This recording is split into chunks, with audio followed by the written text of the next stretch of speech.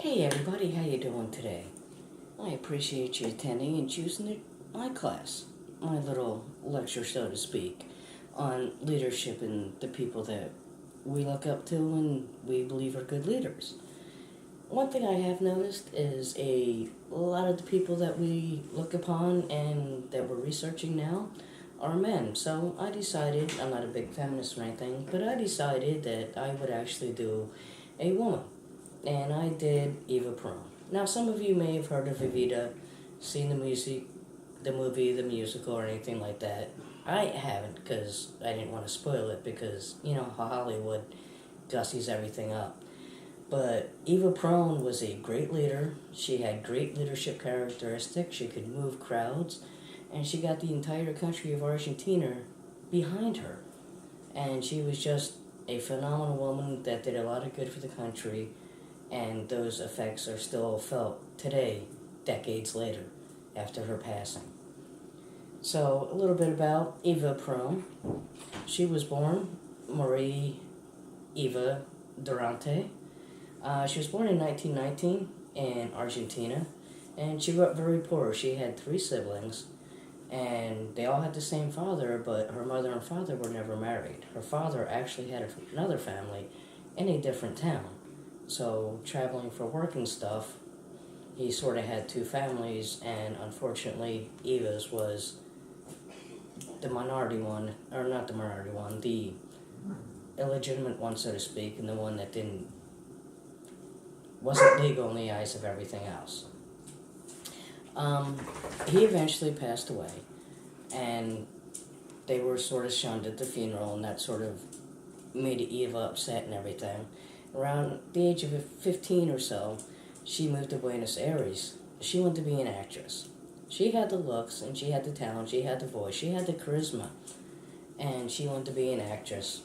So she moved on to Buenos Aires and actually landed. Television wasn't that big back then, it was mostly radio. I apologize, I live in a zoo.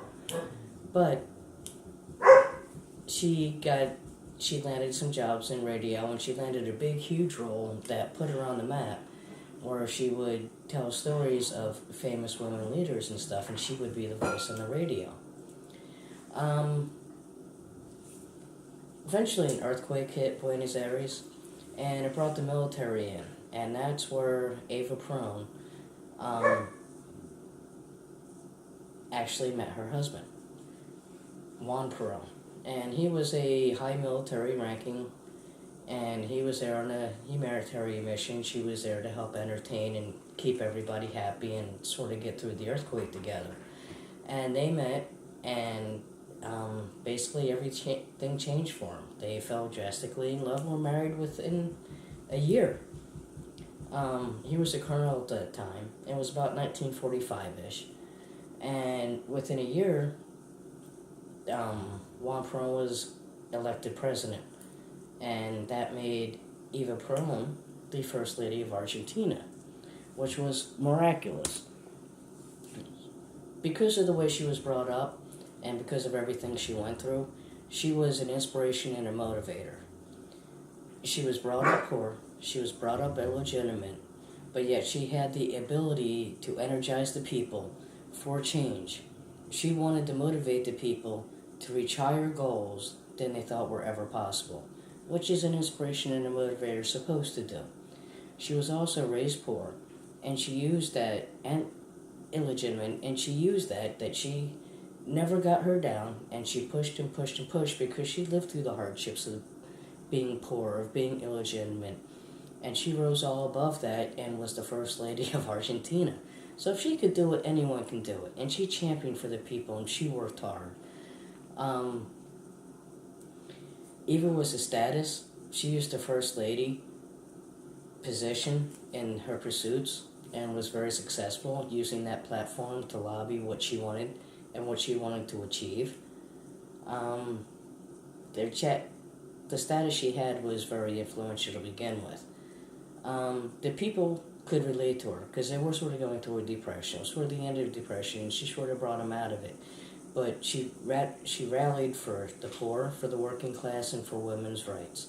And for her, that was everything. Um, Evita was basically the job that started the ripple effect to what is still rippling to this day with the reforms and changes she made. She energized the nation and brought them out of a depression and made them believe in themselves and become a strong, vibrant nation. She believed in helping the poor, women's suffrage, and the struggles that she was very, very familiar with. She was once quoted as saying, "I demanded more rights for women because I know what women had to put up with." Because she was a woman. And she was a poor woman and a legitimate woman at that. So she had a lot to overcome. But she knew those hardships and those trials that she would demanded of her. She would always say she worked hard and she progressed and she would go hard to what she wanted to be done. And she would never get up. She was quoted as saying, "If I had to apply 5 turns to the screw each day for the happiness of Argentina, I would gladly do it." And she was there. She would show up every day. And she would work and rally and gain support for the causes that she wanted to change, which was, the poor and everything else. She was a champion in change. She broke the mold for women in Argentina. She was a champion for change for the projects and programs, presenting them so others could support them, which is basically a champion for change. She knew the programs were broken, she had to fix them. She knew there was a problem, and she saw herself as the way to fix these problems. Her status and determination were her best tools to market what she wanted. She had a verbal platform that she could be heard for throughout the entire nation as being the First Lady. She knew she could do it, and she could make those changes. She said, "I am only one simple woman who lives to serve Peron and my people." And that was a quote from her. The nation was in awe of Eva. She was up there, she was in the spotlight, and she was challenging authority. And she was making changes for the people that need to do it. She did that by using 2 types of power. Reverent power, Evita stayed in the public eye and tirelessly labored for the working class and the women. Everywhere she went, she grew crowds. She had a perceived powerful presence because she was brought up poor and she became the First Lady. And it was a true fairy tale love story. She believed in the causes she was because she lived through them and she had a first-hand knowledge of what it was like. And she knew the difficulties.